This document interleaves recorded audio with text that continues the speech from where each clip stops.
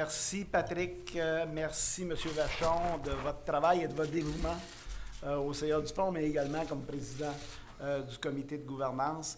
Vous savez, lors du dernier congrès de la FTQ qui s'est tenu en novembre dernier, il y a un nouveau leadership qui est représenté à la FTQ, qui est représenté ici par moi-même, bien sûr, et par Serge Cadieux, qui est le secrétaire général de la FTQ. On a entendu les demandes de la société civile qui nous demandent de demeurer au fond, tout en faisant plus de place aux indépendants.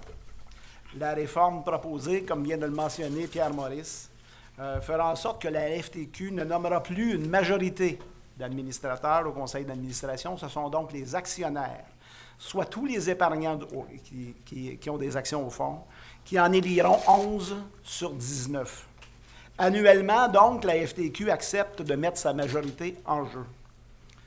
Pierre Maurice vient de le mentionner, le fonds n'appartient pas ni au gouvernement, ni à la FTQ. Le fonds appartenait à la FTQ à sa naissance en 1983. D'ailleurs, la marque de commerce qu'est le Fonds de solidarité appartient toujours à la FTQ.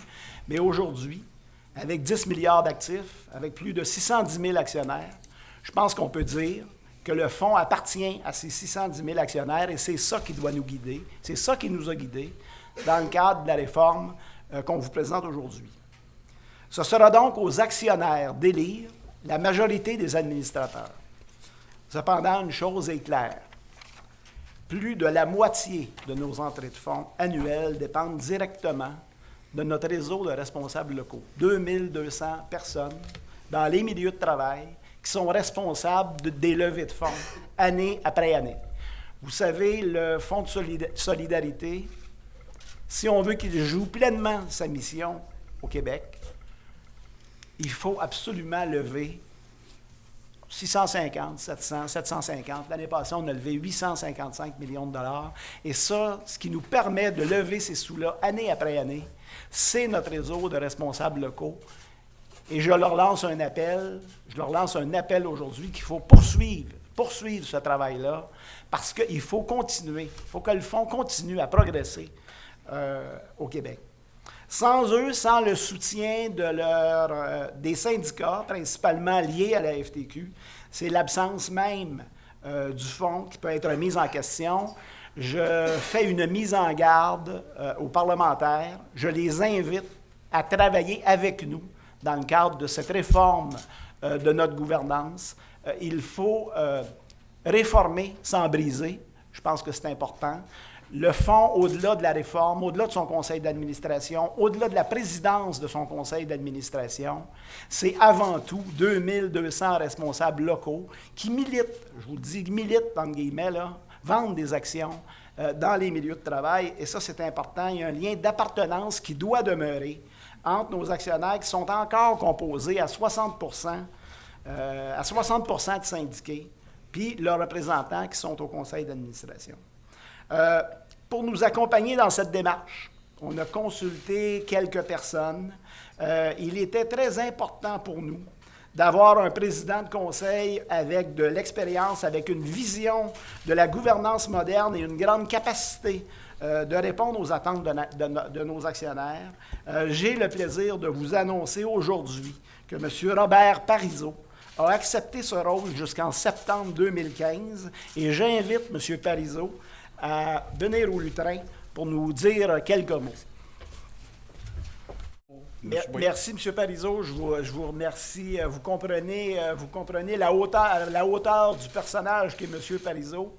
M. Parizeau ne sera pas qu'un président de CA ordinaire, mais nous accompagnera dans la réforme que nous mettrons en place et nous accompagnera également dans l'amélioration de cette réforme-là jusqu'en septembre 2015 comme président du CA. Donc, merci beaucoup, M. Parizeau. C'est avec beaucoup de plaisir que j'accepte de travailler avec vous.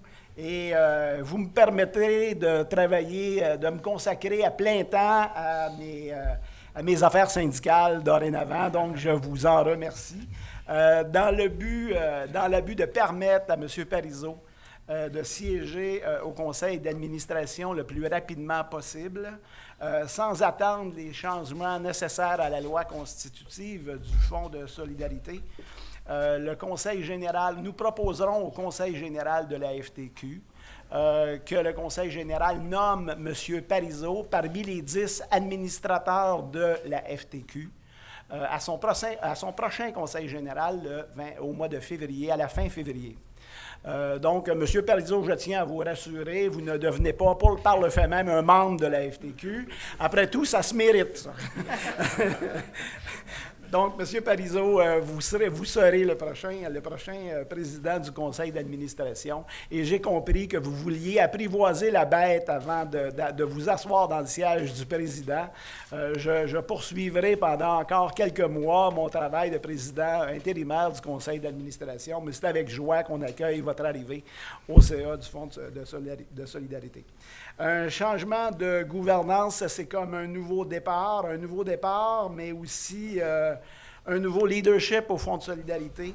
En tant que président du conseil par intérim, je vous annonce aussi le départ de M. Yvon Bolduc, et ce, dès le 31 mars prochain. Nous mettons fin au contrat de M. Bolduc. Je tiens à remercier Yvon d'avoir accepté de demeurer en poste jusqu'au 31 mars prochain afin d'assurer une transition ordonnée. Yvon a toute notre confiance et Yvon comprend la décision que nous prenons. Et le Conseil formera un comité, puisque cette gouvernance-là n'entrera pas en vigueur demain matin. Le Conseil formera un comité que je coprésiderai avec M. Parizeau afin de prévoir la suite des choses concernant le choix du nouveau président, directeur général du Fonds de solidarité. Merci bien.